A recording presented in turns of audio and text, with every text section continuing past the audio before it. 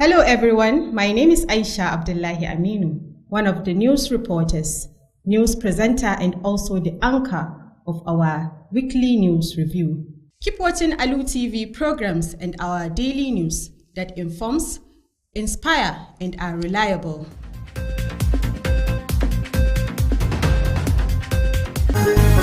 Assalamu alaikum. Bangara ifulbe da rayuwar television Alu TV inda Umar Usman Dambo min wadatta on shiri cuuɗi fulɓe daga ɗo en wuro television Alu TV nyami yeso e rarugo wuro television Alu TV ngam rarugo shirye-shiryeje ɗe Alu TV en on tanadi ngam moɗon ko dai Alu TV in ɗum moɗon non on humoɗon.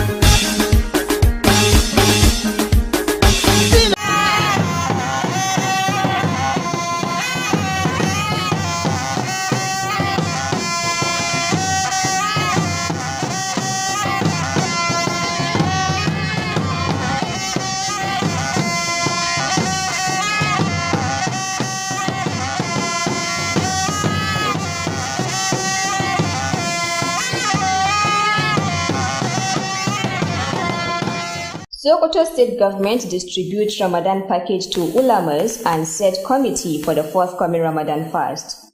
Sokoto Education Development Trust Fund disburses financial assistance to 231 students studying science-related courses in Nigerian universities. Ahead of Ramadan fast, a non-governmental organization in the state embarks on a fumigation exercise across Jumu'at mosques to attack mosquitoes from worshippers. Good evening and welcome to Alu TV News. Today, Tuesday, 25th February 2025, equivalent 26 Sha'ban 1446 after Hijrah.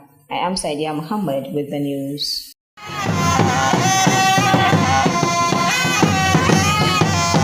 The Governor of Sokoto State, Ahmad Aliyu, has flagged off the annual distribution of food and cash assistance to imams and ulamas ahead of the forthcoming Ramadan fast. The package covered religious leaders within the metropolis and 23 local government areas of the state. Our government house correspondent, Nasra Abakar Kiri, reports that the program was held at the premises of the Sokoto State Government House. His report. The Ramadan gesture come to stay since the inception of the present administration, which lined up religious affairs among its 9-point innovative agenda. Governor Ahmad Aliyu, while flagging off the exercise, said the assistance is designed to ease the ulama's challenges during the holy month. All these initiatives are in fulfillment of the promise I made during my campaign. They are part of my 9-point innovative smart agenda, which is prioritize the welfare of our people, the development of our religious institutions, and the promotion of peace and prosperity in our state. As a responsible government, I want to assure the good people of Sokoto of my unwavering commitment to the development of Islam in our dear state. He further explained that 100 imams of Jum'at Mosque will receive 5 bags of maize and the cash assistance of 100,000 naira. Their deputies 3 bags and 100,000 naira, while muazzins would go home with 2 bags and 50,000 naira cash assistance. On the other hand, 100 grassroots scholars will receive 200,000 naira. Another set of 100 ulamas will benefit from cash assistance of 100,000 naira, and 10 scholars for each ward in the state will grab 50,000 naira each. This is in addition to 300,000 naira in cash assistance to each of the 150 Da'wah organizations across the state. Earlier, the State Commissioner for Religious Affairs, Professor Jabir Sani Mehula, highlighted the enormous role of Islamic scholars in shaping the moral upbringing in the society. He therefore called on them to reciprocate the gesture by sustaining support and prayers to the present administration. In their separate remarks, the representative of the Sultan of Sokoto, Alhaji Kabir Chigari Alasan, and the Sheikh Hussein Yusuf Mabera thanked Governor Ahmad Aliyu for the fulfillment of his campaign promises to promote religious affairs, while likening his administration to that of Saudi Arabia government in terms of ulama's welfare. Reporting From Government House Sokoto, I am Nasir Abubakar Kiri. In a significant act of generosity, an APC stalwart in the state, Alhaji Sani Ibrahim Dalla has distributed clothing materials and cash assistance to 168 less privileged residents of Dundayi of Wamoko local government area of Sokoto state. The aim is to alleviate their hardships during the forthcoming holy month of Ramadan and in preparation for the Eid al-Fitr celebration. Our correspondent Jamilu Musa Maishani reports that the distribution saw each beneficiary receive 10 yards of fabric and cash for sewing, enabling them to celebrate the upcoming festival with new attires. His report. Alhaji Bello Jijji Bado, the APC chairman of Wamoko local government, commended Alhaji Sani Dalla for his consistent philanthropic efforts toward the Dundai community. This is not the first time Alhaji Sani has extended such vital support, emphasizing the timely nature of the distribution, particularly during Ramadan. He further noted that all executive members and delegates of Dundai benefited from the gesture. Chairman Bado urged other affluent members of society to emulate Alhaji Sani Dalla's example and assist those in need during this holy month.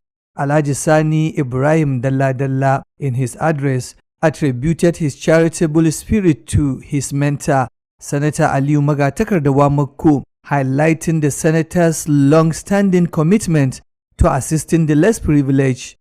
He also pledged to align his efforts with the current administration under Governor Ahmad Aliyu, focusing on the development and betterment of society. The beneficiaries expressed profound gratitude for the generous contributions, offering prayer for Alhaji Sani Dalla's prosperity. They also acknowledged the commitment of Governor Ahmad Aliyu and Senator Aliyu Magatakar Wamako to delivering democratic dividends to the people of Sokoto State. Jamilu Musa Maishanu, Alu TV News. Well-to-do individuals in the state have been urged to emulate the gesture of feeding orphans and less privileged, especially during Ramadan. The call was made at a flag-off of feeding fund of 10,650,000 naira, organized by 10 Youth Forum at Asma'u Girls Islamic College, Ringin Sambu, Sokoto. Nafisa Kabir Muhammad has more on the story.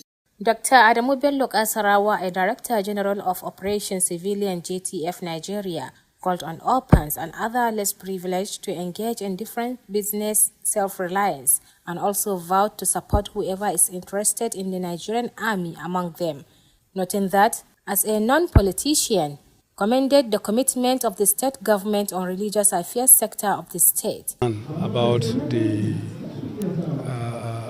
nature and extreme poverty, people suffers in the community, in the state in general, and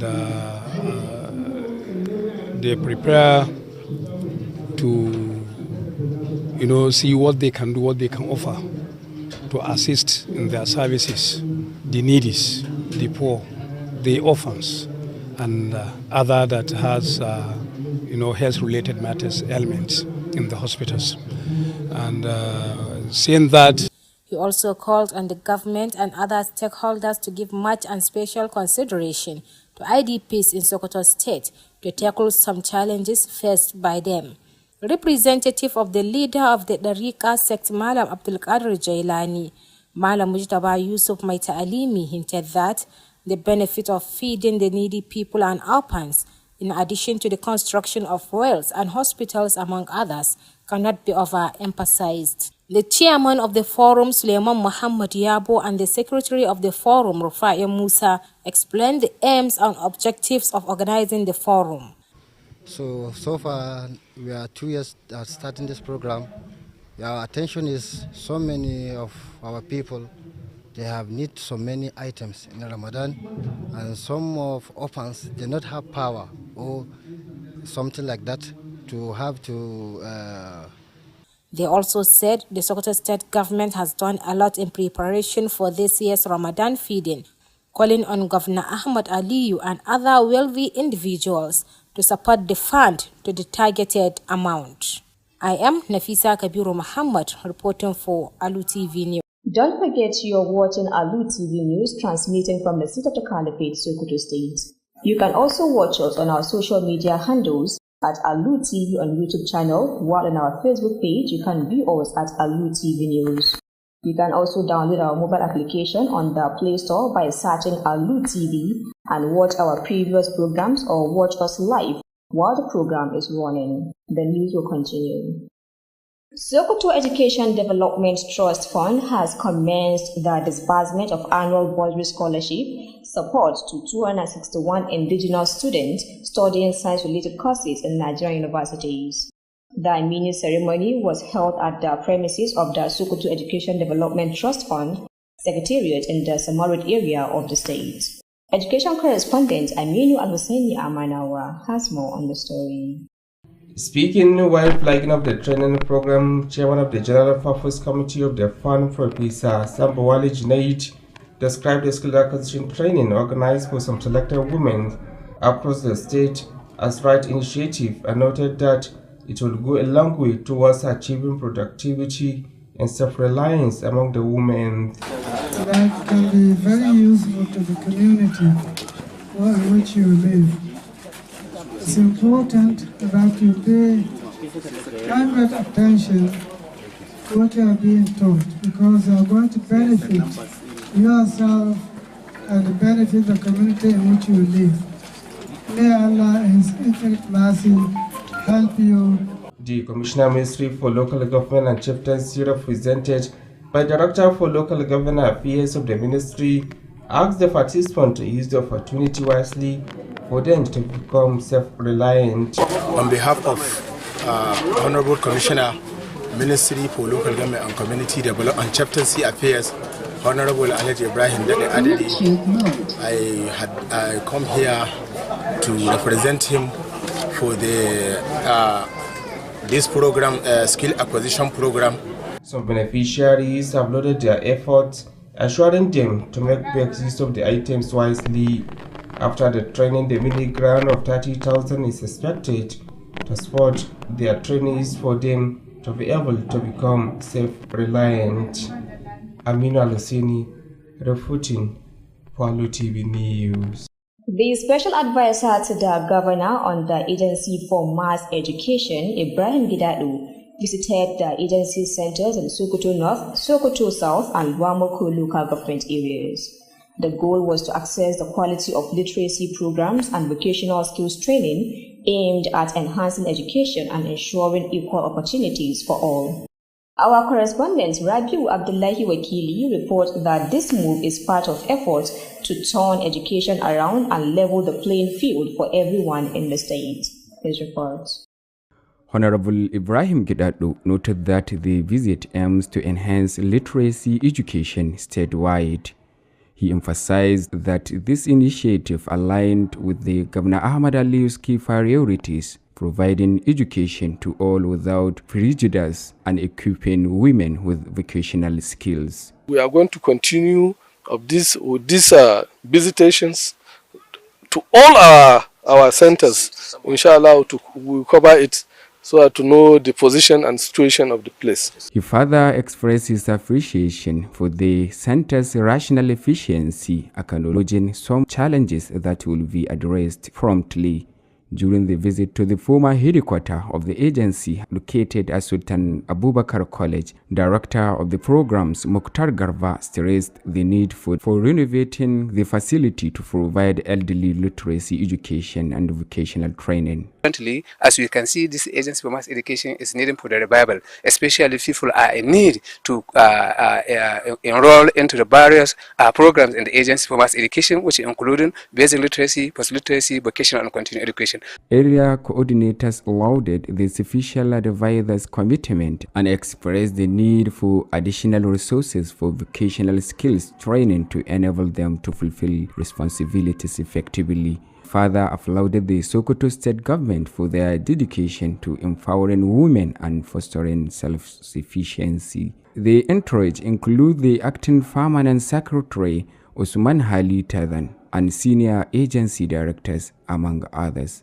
Reporting for Alu TV News, I am Raviu Abdullahi Wakili. The fumigation of mosquitoes and other harmful insects has begun in various mosques across Sokoto State. The initiative is being carried out under the supervision of the Sokoto State Mosquito Control Association. Ibrahim Ahmed Aikin Allah reports. Speaking to journalists, the chairman of the Sokoto State branch of the Mosquito Control Association, Alhaji Sani Budinga, stated that they are committed to covering all Jum'at mosques in Sokoto State for this fumigation exercise. He added that the initiative was introduced to sanitize mosques as the month of Ramadan approaches. This effort aims to help worshippers and Quran reciters during Ramadan by preventing mosquito bites and other insect-related diseases. Furthermore, he mentioned that this initiative has been supported by Senator Aliyu Magatakardawa Makko and the Sokoto State government under the leadership of Governor Ahmed Aliyu Sokoto. Finally, he urged the people of Sokoto State to avoid dumping waste in drainage systems and residential areas to prevent the spread of insect-borne diseases. On his part, the secretary of the association stated that they have been carrying out this work across Sokoto State free of charge a long time and will continue to do more in service to the community. Ibrahim Ahmed Aikin Allah, Alu TV News. And now to end the news, a recap of the main points. We reported to you that the Sokoto State government has distributed a Ramadan package to ulamas.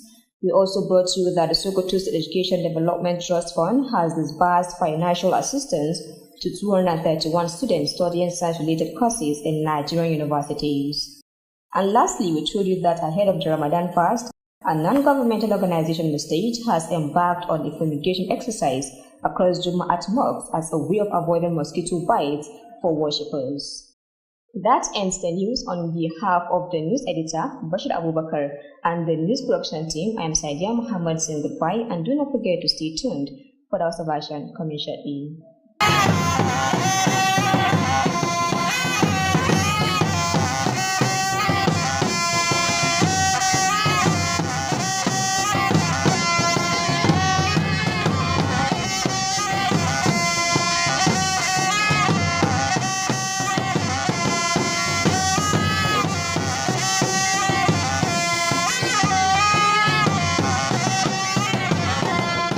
Alu TV News is about real people, real life. Individual is about making that connection with people. That is how we get genuinely insight into what a story really means. I am Amina Hassan Gumi, news anchor here at Alu TV Nigeria. Stay tuned to our television and social media platforms where we'll be bringing you an update every day at exactly 8:30 p.m. Masu kallo sunana Aminu Alsen Amanawa, ɗaya daga cikin masu kawo muku rahotanni daga nan birnin Sokoto, ɗaya daga cikin masu gabatar da shirye-shirye irin su duniyar mu a yau da kuma shirin ba a wani gabanza, bai ga gabatar da labaran da muke yi. Kamar yadda kuke gani, wannan ɗaya ne daga cikin titunan kwarar birnin Sokoto wanda ya kasance ɗaya daga cikin abin alfahari ga Sokotawa da ke a faɗin Najeriya. Ku ci gaba da kasancewa da Alu TV domin kallon shirye-shirye masu ilmantarwa, faɗakarwa. Masu kallon mu Assalamu alaikum, sunana Zubaida Abubakar Muhammad, mai gabatar da shirin tawaya ba kasawa ba da kuma kusan gobenku. Alu TV Najeriya ta shirya tsaf domin kawo muku ingantattun shirye-shirye masu matuƙar faɗakarwa, ilmantarwa, tunatarwa, haɗi da sanya ku cikin nishaɗi. Alu TV ta fice, ta muce, ta kowa da kowa. Ina ma'abuta kallon tashar Alu TV International, shin ko kuna da labarin cewa ita wannan tasha ta Alu TV International ana kallon mu ne a ƙasa 55 da ke faɗin duniyar nan. Ina 'yan kasuwar mu, ina 'yan siyasar mu, ina kuma ma'aikatan gwamnati, ina masu kamfanoni da dama a cikin wannan duniyar tamu. Shin ko kuna da labarin cewa ita wannan tasha ta Alu TV International ta ware muku wurare na musamman domin tallata muku hajojinku? Ina 'yan kasuwarmu mata, ina kuma 'yan kasuwarmu maza, ina masu gwagwarmaya da gwamnati. A dalili da haka ya sa muka tanadar muku wurare na musamman domin tallata muku hajojinku. Alu TV ta kuce domin da babban murya, ina mutanen gabas yamma kudu arewa, ku gargayo ku kalli Alu TV International wacce ta zagaye Afirka gabaki daya da kasashen Turawa da kuma kasashen Larabawa. Ina al'ummar duniya ku garzaye ku zauna ku buɗe akwatin TV ku kalli Alu TV International domin samun ingantattun labarai tare da ilmantarwa, faɗakarwa tare da nishaɗantarwa cikin sanyi da lumana. Ku dai ku buɗe akwatin TV ku kalli Alu TV International sun zarce wurin ba ku hoto mai kyau da kuma tsari na gari.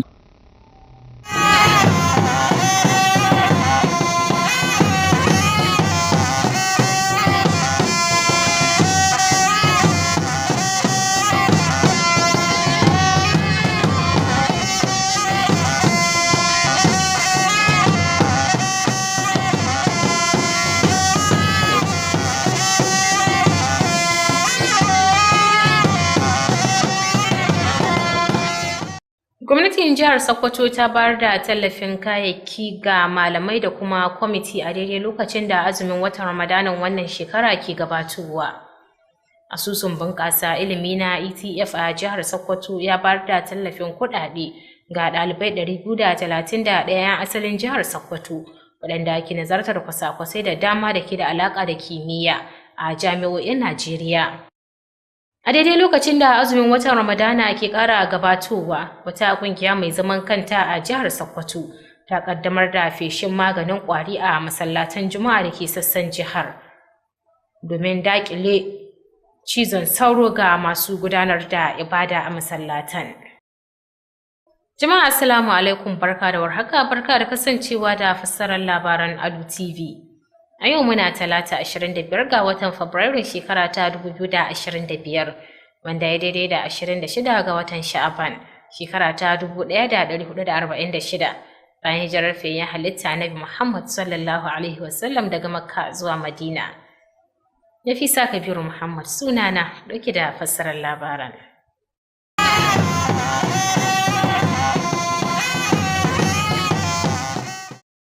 To yanzu kam sai a gyara zama domin kasancewa da cikakkun labaran.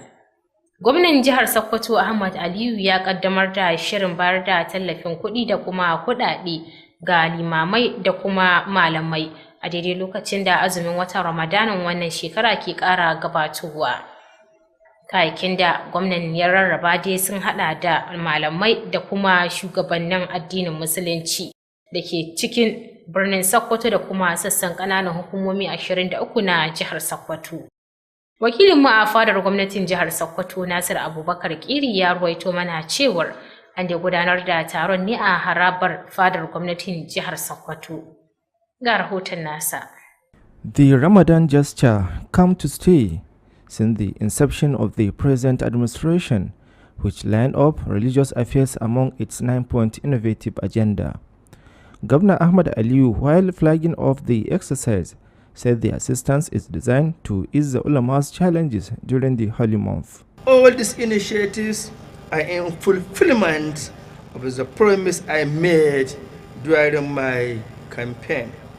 They are part of my 9-point innovative smart agenda, which is prioritize the welfare of our people, the development of our religious institutions, and the promotion of peace and prosperity in our state. As a responsible government, I want to assure the good people of Sokoto of my unwavering commitment to the development of Islam in our dear state. He further explained that 100 imams of Jum'at Mosque will receive 5 bags of maize and the cash assistance of 100,000 naira.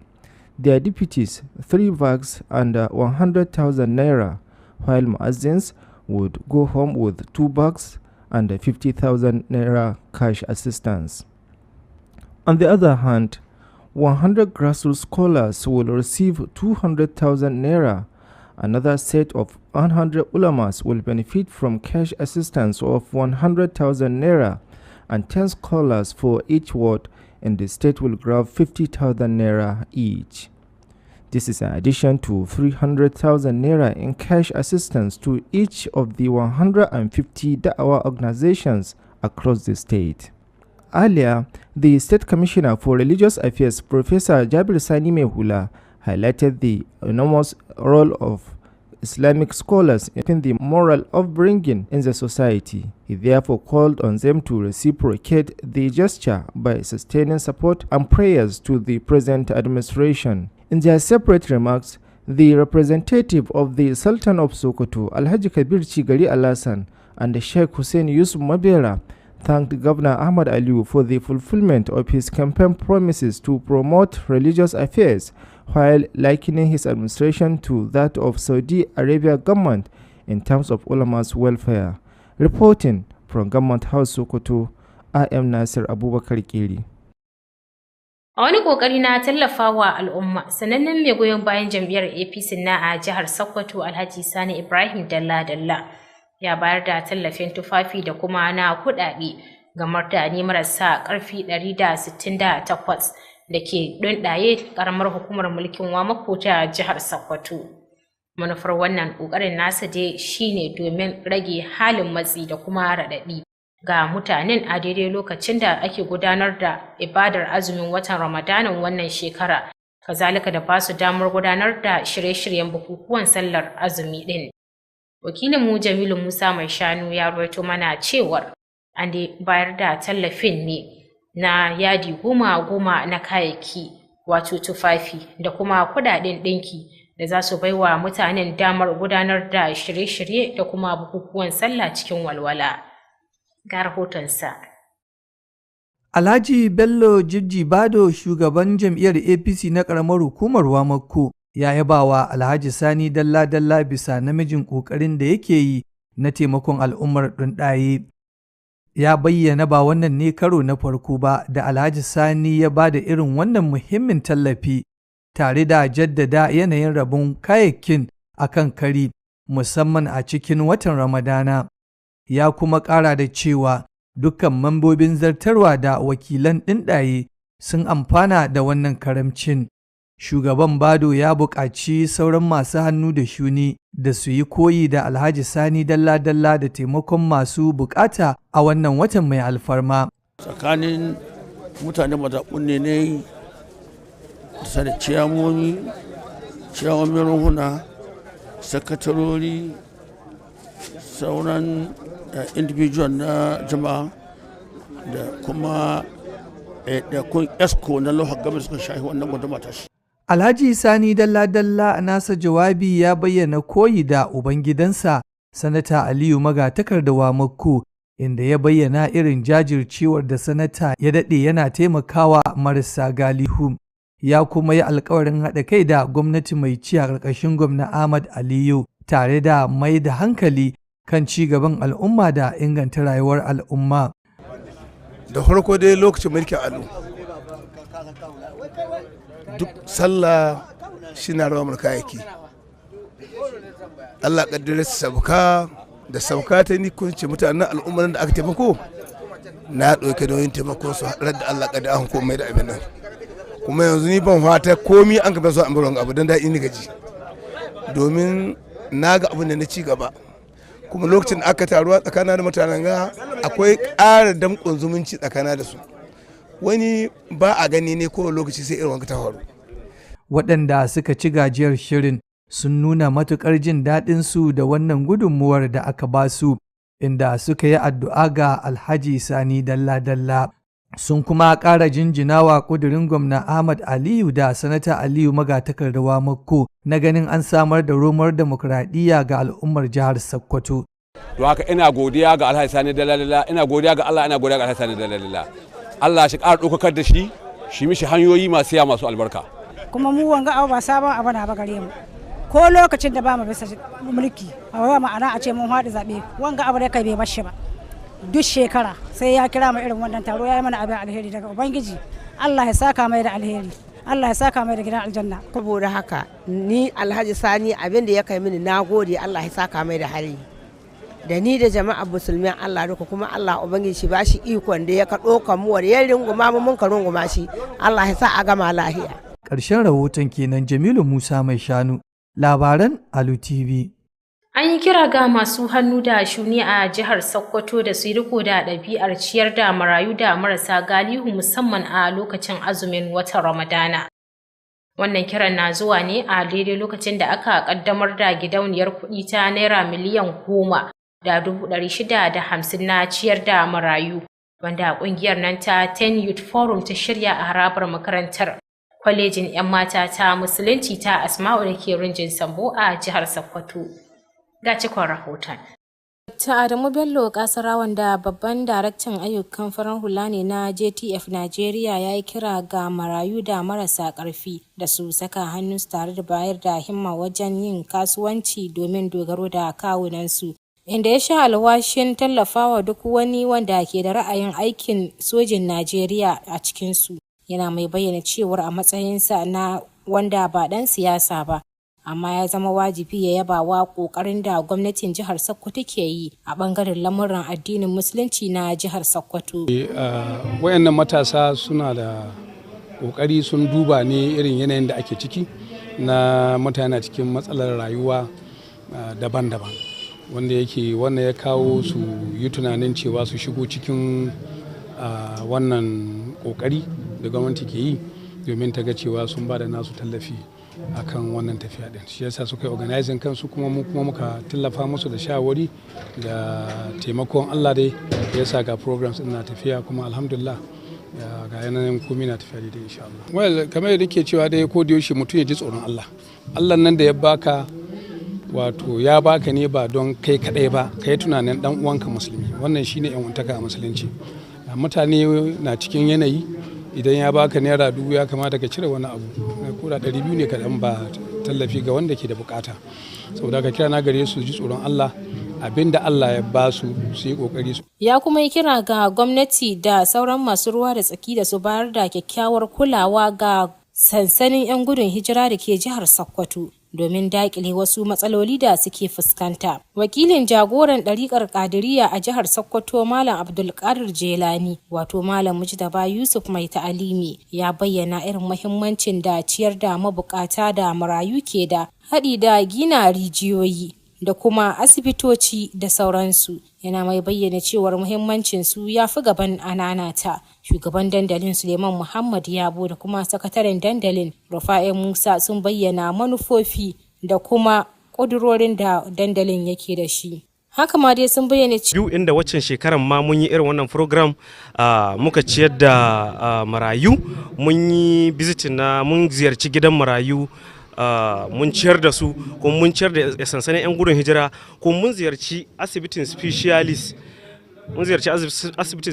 ɗakin yara duk cikin Ramadan ɗin da ya gabata domin mu ciyar da su a ƙoƙarin wannan ƙungiya na ganin cewa ta sauƙaƙa ma al'umma da musamman marayu da marasa ƙarfi da kuma waɗanda ba su da lafiya a cikin watan Ramadana. Cewar duk da cewar gwamnatin jihar Sokoto ta iya ƙoƙarinta kuma ta yi ayyuka da dama domin shirye-shiryen aikin ciyarwa a watan Ramadanan wannan shekara, sai dai suna kira ga gwamnan jihar Sokoto Ahmad Aliyu da sauran masu hannu da shuni da su marawa gidauniyar baya domin ganin cewar an samu tara kuɗaɗen da ake bukata. Ƙarshen rahoton kenan. Nafisa Kabiru Muhammad, labaran Alu TV. Jama'a kada a sha'afa, kuna kasancewa ne da waɗannan cikakkun labaran daga nan Alu TV Najeriya. Kada ku manta za ku iya bibiyar mu ta kafafen sada zumunta kamar YouTube da kuma Facebook, inda za ku yi amfani da Alu TV a YouTube ko kuma Alu TV News a Facebook. Haka ma za ku iya sauke manhajar mu akan Play Store ta hanyar amfani da Alu TV domin ganin shirye-shiryenmu da ma labaranmu na al'amuran yau da kullum. Yanzu kuma labaran za su ci gaba. Asusun bunƙasa ilimi ETF a jihar Sokoto ya soma bayar da tallafin kuɗaɗe na shekara-shekara ga ɗalibai 'yan asalin jihar Sokoto 231 waɗanda ke nazartar kwasa-kwasai da dama da ke da alaƙa da kimiyya a jami'o'in Najeriya. Wannan taron da an gudanar da shi ne a harabar sakatariyar asusun da ke unguwar Samarot a birnin Sokoto. Ga rahoton wakilin mahaujin ilimi Aminu Alhussaini Amanawa. Da yake magantawa, shugaban kwamitin amintattu na gidauniyar Farfesa Samba Wali Junaidu ya bayyana cewa shirin horaswa na da manufa ne domin tallafawa matan na ganin sun kasance masu dogaro da kansu a cikin al'umma. Saboda muhimmancin mata al'umma akan shirya wannan taron wannan bita don amfanar da 'yan umu mata don su sami sana'a yi wadda take halatta. Shi ma kalamansa kwamishinan ma'aikatar kula da lamuran ƙananan hukumomi da masarautu wani daraktan lamuran ƙananan hukumomi na ma'aikatar ya wakilta ya buƙaci matan da za a horar da cewa su yi amfani da ilimin da suka samu ta hanyar da ta dace. Ina ƙaddamar da wannan taron. Wasu daga cikin waɗanda aka zanta da su ga abin da suka shaida wa labarun Alu TV. Kuma mun umarna yanzu ga nan kuma mun koma dawa kuma muna godiya koyi Allah ya saka da alheri. Wanga training din muna jin daɗi muna karuwa sosai da a ƙarshen horaswa dai ana sa ran bayar da tallafin naira 30,000 ga kowace da ta samu horon domin ƙarfafa mata na ci gaba da gudanar da sana'o'i domin dai dogaro da kai. Ƙarshen rahoton kenan. Aminu Alhussein Amanawa, labarun Alu TV. Mai baiwa gwamnan Sokoto shawara na musamman kan sha'anin hukumar ilimin manya Ibrahim Gidado ya kai ziyara ga cibiyoyin hukumar waɗanda ke ƙananan hukumomin Sokoto ta Arewa da Sokoto ta Kudu da kuma Wamako. Wannan dai na da manufar tantancewa da kuma duduba irin ingancin shirye-shiryen da ake gudanarwa a ƙarƙashin hukumar. Kazalika da horaswar da ake yi da manufar bunƙasa ilimi da kuma samar da dama ga kowa a jihar Sokoto. Rabiu Abdullahi wakili ya bayyana mana cewar wannan ƙoƙarin na da manufar bayar da ilimi ga kowa, kazalika da inganta rayuwar al'umma a dukkanin matakai a jihar Sokoto. Ga cikon rahotonsa. Honorable Ibrahim Gidado ya bayyana cewa ziyarar na da nufin bunƙasa ilimi bai ɗaya a faɗin jihar nan. Ya jaddada cewa wannan shiri ya yi daidai da muhimman abubuwan da gwamna Ahmad Aliyu ya sa gaba wanda yake samar da ilimi bai ɗaya ba tare da nuna wariya ba da kuma koyawa mata ƙananan sana'o'i. Yana ɗaya daga cikin abubuwan da shi mai girma gwamna mai da hankali musamman ya zamanto jama'a sun samu ayyukan yi suna ɗaukar kansu suna koyar da 'yan uwa da abokai da ƙanne da ɗiya idan sun iya. Haka ma ya nuna jin daɗinsa kan yadda cibiyoyin ke gudanar da ayyukansu yadda ya dace tare da bayyana wasu ƙananan ƙalubale da za a magance nan ba da jimawa ba. A ziyarar da ya kai a tsohuwar hedikwatar hukumar da ke a sakandaren Sultan Abubakar College, daraktan tsare-tsare wato Muktar Garba ya jaddada buƙatar gyara wurin da kuma maida shi wurin da za a riƙa bayar da ilimin yaƙi da jahilci da koyar da ƙananan sana'o'i. Kamar da kuke gani dai santa ce wadda take babba kuma an kafa ta lokaci mai tsawo kuma tana buƙatar a sake inganta ta domin farfaɗo da ayyukanta. Jami'an yanki na cibiyar sun yaba da jajircewar mai ba gwamna shawara na musamman wato Ibrahim Gidado tare da bayyana buƙatar ƙarin kayan aiki don horar da sana'o'in hannu, haka zalika da samun damar sauke nauyin da ya rataya a kansu yadda ya kamata. Da ƙarshe sun yaba wa gwamnatin jihar Sokoto bisa jajircewar ta wurin ƙarfafa mata da samar da dogaro da kai. Kuma muna fata mai girma mai ba gwamna shawara zai diba ƙorafe-ƙorafenmu kuma a magance mana matsalolinmu saboda wannan wuri ya samu ci gaba da gudanar da ayyukan shi yadda ya kamata. Tawagar ta hada da mukaddashin babban sakatare wato Usman Hali Tazan da mayan daraktocin hukumar da dai sauransu. Ƙarshen rahoton kenan, sunana Rabiu Abdullahi wakili. An soma feshin maganin ƙwari da sauran ƙwari da ke cutarwa a sassan masallatai da ke jihar Sokoto. Shirin feshin dai ƙungiyar nan mai zaman kanta ta yaƙi da sauro a jihar Sokoto ce ta gudanar da shi. Ibrahim Ahmad aikin Allah shine haɗa mana wannan rahoton da zai gabatar. Yayin da yake magana da 'yan jarida, shugaban ƙungiyar feshin maganin sauro na jihar Sokoto Alhaji Sani Budinga ya bayyana cewa sun himmatu wajen yin feshi a dukkanin masallatan Juma'a na jihar Sokoto domin wannan aikin tsaftace muhalli ne. Ya ƙara da cewa an ƙaddamar da wannan shiri ne domin tsaftace masallatai yayin da watan Ramadana ke gabatowa. Wannan yunkurin zai taimaka wa masu ibada da masu karatun Alkur'ani a lokacin watan Ramadana ta hanyar kare su daga cizon sauro da sauran cututtuka da ke nasaba da ƙwari. Hakanan ya bayyana cewa wannan aiki yana samun goyon bayan Sanata Aliyu Magatakardawa Makko da kuma gwamnatin jihar Sokoto ƙarƙashin jagorancin gwamna Ahmed Aliyu Sokoto. Daga ƙarshe ya roƙi jama'ar jihar Sokoto da su guji zubar da shara a magudanan ruwa da wuraren zama domin hana yaduwar cututtuka da ke da alaƙa da ƙwari.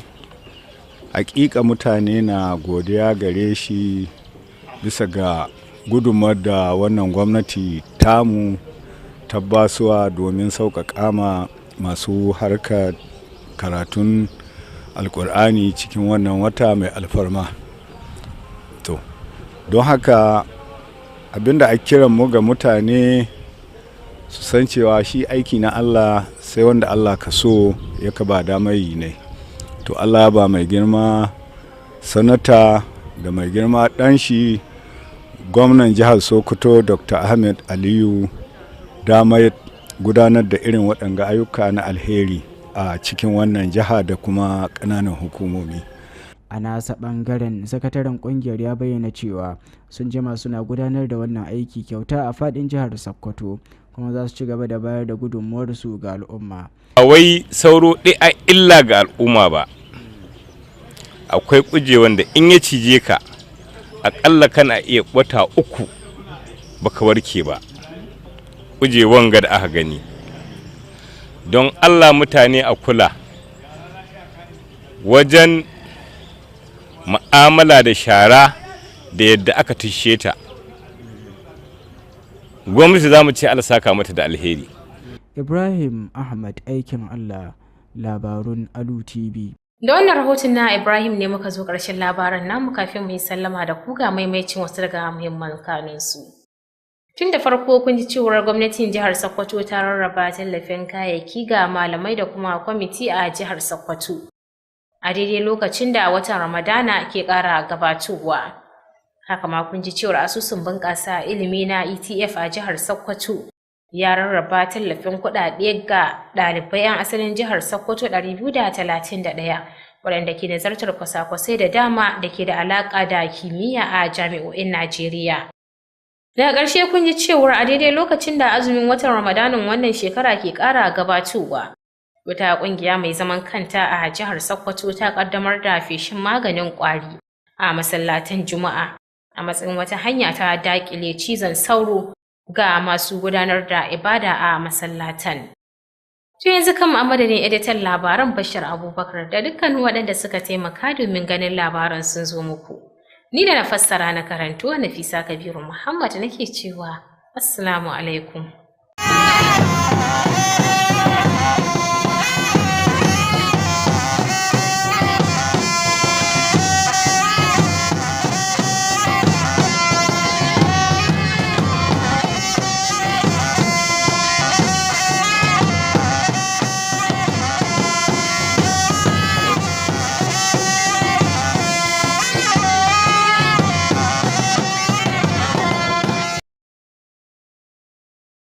Dr. Aladdin 70s herbal mixture. Dr. Aladdin, good for children and adults.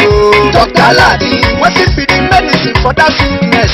Dr. Aladdin, so restore your health to be a 70s to power. Mama Jerry, this means it's what they do Jerry don't tell now. Are you sure say you give am the 7 kids herbal mixture why I tell you? Neighbor, I buy am o. But they no write am Dr. Aladdin for him body. Na doctor. Abeg, make I hear word. I know tell you say you get many doctor this, doctor that for inside market now. Make I pass, Zare.